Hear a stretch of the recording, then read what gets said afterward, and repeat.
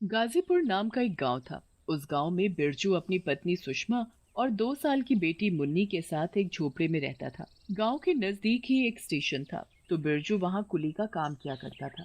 वो लोगों का सामान उठाया करता था। एक दिन बिरजू बहुत बीमार पड़ गया। इलाज के लिए पैसे न होने की वजह से उसकी मृत्यु हो गई। आप हमें छोड़कर क्यों चले गए? अब हमारा क्या होगा? मुन्नी के बापू, वापस आ जाओ, हम तुम्हारे बिना नहीं रह सकते।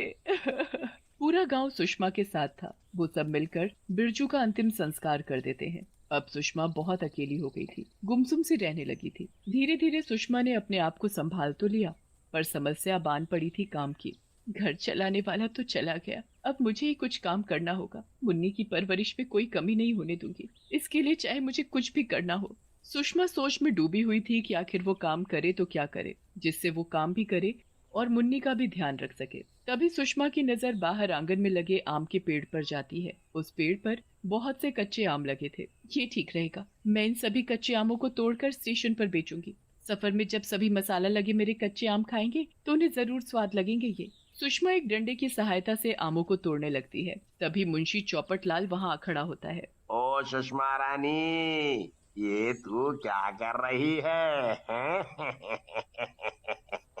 दिखाई नहीं देता सेठ जी? आम तोड़ रही हूँ पेड़ से, फिर भी पूछ रहे हो? दिखाई तो सब देता है, पर तुझे पता नहीं कि ये पेड़ मेरे हिस्से में आता है। तो ये पेड़ और इस पेड़ के सभी आम भी मेरे हुए। खबरदार जो इस पेड़ को आपने अपना कहा। लाला, ये पेड़ और ये जमीन मेरे पति की है, इस पर तुम्हारा कोई हक नहीं। इसलिए इस पर अपना हक जमाना छोड़ो और जाओ यहाँ से। क्या सबूत है ये जमीन तेरे पति की है? कुछ है सबूत तेरे पास?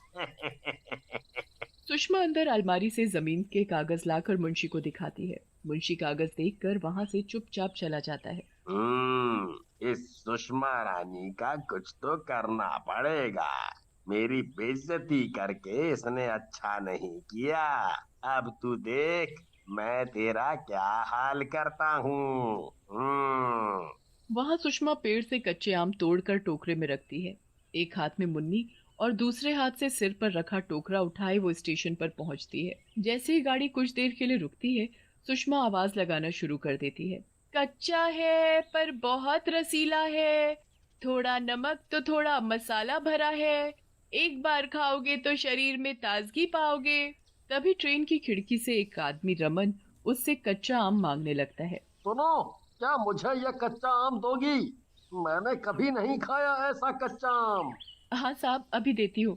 इस कच्चे आम को खाओगे तो पके आम को भूल जाओगे। रमन उस कच्चे आम को खाता है तो खाता ही रह जाता है। उसे आम बहुत पसंद आता है। वाकई ये कच्चा आम तो बहुत ही स्वाद है। ट्रेन में बैठे बैठे मेरा जी कुछ ठीक नहीं था, पर इसे खाते ही मैं बहुत अच्छा महसूस कर रहा हूँ।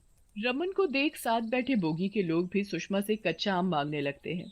थोड़ी देर में उसका पूरा टोकरा खाली हो जाता है। सुषमा खुशी खुशी अपने घर वापस आ जाती है। ऐसे ही कई दिन बीत गए। सुषमा की अब हालत भी ठीक हो गई थी। सुषमा अब स्टेशन के साथ साथ गांव में भी कच्चे आम बेचने लगी। मुंशी चुपके चुपके सब देख रहा था। आज मुझे इसका कुछ करना ही होगा। मेरा पेड़, उस पर लगने वाले सभी आम भी मेरे, और कमाई किसकी? इसकी।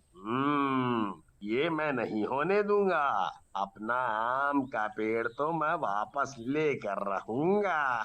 अगले दिन सुषमा जल्दी उठकर स्टेशन जाती है, क्योंकि आज ट्रेन सुबह 4 बजे आनी थी। सुषमा अपना कच्चे आमों का टोकरा लेकर खड़ी ही थी कि ट्रेन से सभी लोग एक साथ उतरने लगे। बहुत भीड़ हो जाती है। भीड़ का फायदा उठाते हुए छुपा हुआ मुंशी सुषमा को ट्रेन के नीचे धक्का दे देता है। तभी ट्रेन चल पड़ती है। ट्रेन के चलते ही सुषमा और उसकी बेटी ट्रेन के नीचे आने से मर जाते हैं।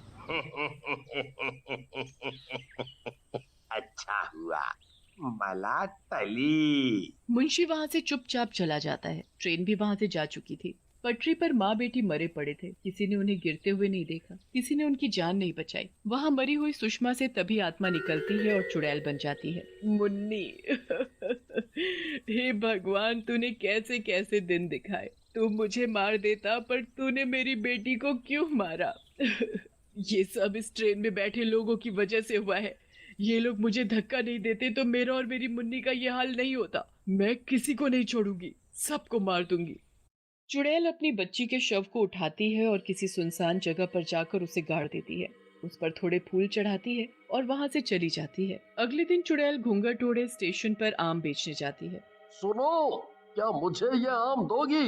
यहाँ स्टेशन पर कुछ ढंग का तो है नहीं खाने को, तो इसे ही खा लूं मैं। इसे खाने से कम पेट को कुछ तो राहत मिलेगी। अरे साहब, कुछ क्यों, बहुत राहत मिलेगी, क्योंकि ये मेरे कच्चे आम हैं। इन पर मैं खास मसाला डालती हूँ। एक बार खाओगे तो बार बार मांगोगे मेरे ये कच्चे आम। तो फिर देर किस बात की? लाओ लाओ, जल्दी लाओ, नहीं तो मेरी ट्रेन छूट जाएगी। मुसाफिर हाथ में कच्चे आम लिए फटाफट ट्रेन में चढ़ जाता है। अपनी सीट पर वो आराम से बैठता है और कच्चे आम खाना शुरू करता है। इतने में ट्रेन भी चल पड़ती है, पर थोड़ी ही देर में मुसाफिर को घुटन महसूस होने लगती है और वो अपना गला पकड़कर तड़पने लगता है। उसके मुंह से खून बहने लगता है और वो तभी मर जाता है। अरे, इसे क्या हुआ? अभी तो ये ठीक ठाक था, फिर क्या हुआ इसे? इसके मुंह से खून भी निकल रहा है। ओ, इसे जल्दी हॉस्पिटल ले जाना पड़ेगा। जल्दी करो। अरे, कोई ट्रेन को रोको। ट्रेन रुकते ही पुलिस को बुलाया जाता है ताकि वो उसे हॉस्पिटल ले जा सके, पर जब पुलिस उसकी जांच करती है तो वो मुसाफिर पहले ही मर चुका था। वहां चुड़ैल अपने सभी आमों में मसाला लगाने में व्यस्त थी। मरेंगे, सभी मरेंगे, मैं सबको मार दूंगी। जो भी ट्रेन से स्टेशन पर आएगा मैं उन सबको मार दूंगी, अपने ये कच्चे कच्चे आम खिलाकर, क्योंकि मैंने इन आमों में जहर जो मिलाया है। वो मुसाफिर चुड़ैल के जहरीले कच्चे आम खाकर ही मरा था। अगले दिन चुड़ैल फिर से ट्रेन के रुकने का इंतजार करती है। कुछ ही देर में स्टेशन पर ट्रेन आती है। आज एक से काम नहीं चलेगा। आज तो मैं यहाँ लाशों का ढेर लगा दूंगी। लोगों को तड़प तड़प के मरते हुए ही तो मैं देखना चाहती हूँ। इस स्टेशन को मैं कब्रिस्तान बना दूंगी। तभी कुछ लोग चुड़ैल के कच्चे आम देखकर उसके पास जाते हैं। इनकी गंध मुझे यहाँ खींच लाई है। जब इनकी महक ही इतनी अच्छी है, तो खाने में कितने स्वादिष्ट होंगे। मुझे ये कच्चे आम जल्दी दो, मुझे भी चाहिए। मुझे 4 देना, मैं अपने बच्चों को खिलाऊंगी। उन्होंने पहले तो ना इन्हें देखा है और ना कभी खाया है। इन्हें पैक करके दे दो, हम सब ट्रेन में बैठकर ही खाएंगे आराम से। क्यों नहीं, ये देखो सभी कितने मजे से खा रहे हैं। इससे तुम्हारे बच्चों को भी ये कच्चे आम बहुत पसंद आएंगे। पूनम हाथ में आम लिए ट्रेन में चढ़ जाती है।